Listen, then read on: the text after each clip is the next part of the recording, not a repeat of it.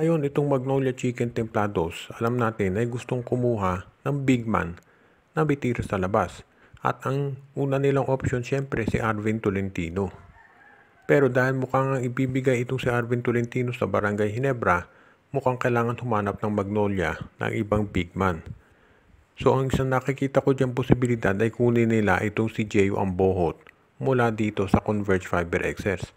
Dahil si Ambohot ay 6'7 na merong tira sa labas, natural stretch 4 ang laro nito. Kung hindi man nila makukuha itong si Arvin Tolentino, pwede na siguro itong si Ambohot. At ang isang nakikita ko diyang posibleng trade ay Calvin Abueva for Jeyo Ambohot. Siyempre kung titignan natin parang lugi ang Converge dito dahil si Calvin Abueva matanda na yan.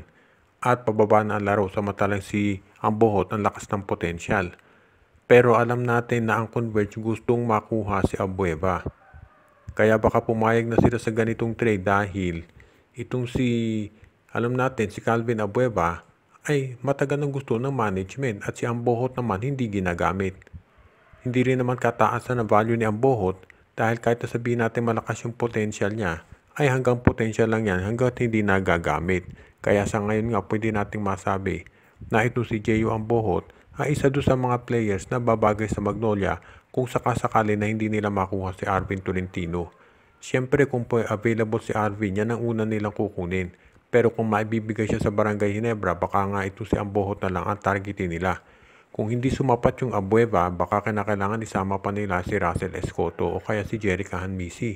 Pero sa tingin ko dahil si Ambohot ay isang bench warmer, hindi na kinakailangan magdagdag ng Magnolia ng starter pa. Dahil kung bench warmer si Ambohot, dapat bench warmer din ang ipalit ng Magnolia dahil ganoon naman talaga ang pagdetermine ng value sa trade dito sa PBA. May problema nga ba PBA pagdating talaga dito sa popularidad? Marami ang nagkukumpara kasi doon sa nanonood dito sa PBA ngayon kumpara sa nanonood sa women's volleyball.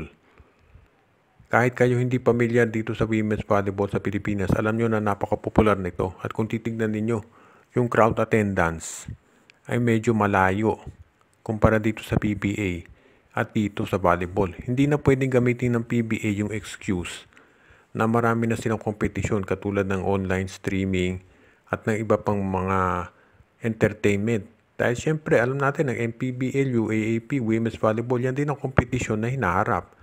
Pero bakit sila ay maraming nanonood na fans? Pati dito sa PBA ko konti. So hindi natin pwedeng sabihin na yun ang nagiging issue dyan. Dahil kumbaga itong PBA may ibang problema. Unang-una sa tingin ko yung imbalance. Dahil alam na ng mga fans kung sino ang maglalaban sa kampyonato, tignan mo na lang yung team standings ngayon, kung sino nangunguna. Pangalawa, alam din ng mga fans yung mga lopsided trades na nangyayari dito sa SMC at MVP Group. So, sinong gaganahan dyan? Pangatlo, magulo yung PBA coverage. Hindi mo malaman kung saan channel. Tuwing pupunta ka sa social media, yung mga fans nagtatanong kung saan ipapalabas. Kaya sa tingin ko maraming issue ang PBA. Pangalawa, yung cost ng ticket. Kinakailangan magbaba na talaga ng PBA ng cost ng ticket kung gusto nila maka-attract ng fans. Nakikita naman natin na pag dinadala PBA sa probinsya, napupuno. So, ibig sabihin, kung doon popular ang PBA, siguro kinakailangan pag-isipan na ng liga na gumawa ng mas maraming games doon para maka-attract sila ng mga additional fans. Kaya sa tingin ko yan ngayon ang kailangan pag-isipan mabuti ng PBA kung gusto nila na wag masapawan ng women's volleyball, MPBL at ng iba pang sports.